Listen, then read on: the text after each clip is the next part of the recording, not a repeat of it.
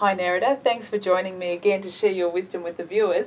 Now, there has been a lot of talk about, Irlen Syndrome and the misdiagnosis of ADHD. So sometimes a child or an adult with Irlen Syndrome may have had a misdiagnosis with ADHD or may have ADHD, and Irlen lenses can help. Is that right?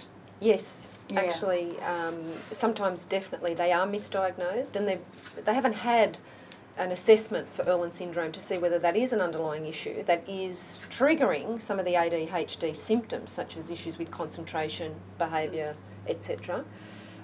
Sometimes people will have ADHD and also Irlen syndrome. Sometimes it may just be Irlen syndrome without an ADHD diagnosis. And the beauty of Irlen lenses is that there's no chemical enhancement around wearing lenses, and ideally, if Irlen is the issue and it's not ADHD, to not have to take medication would be ideal. Okay, so for parents out there that perhaps are a bit confused about this, I guess it would be a good idea to come along and have your child screened for Irlen syndrome as a piece of the puzzle to working with improving your child's general learning ability and behaviour overall. Look, an initial assessment, which takes approximately an hour, will determine whether Irlen syndrome is an underlying issue that they are suffering with.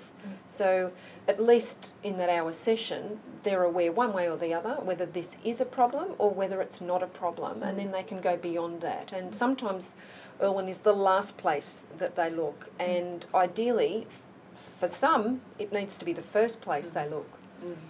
Thank you so much, Nerida. I look forward to catching you next time.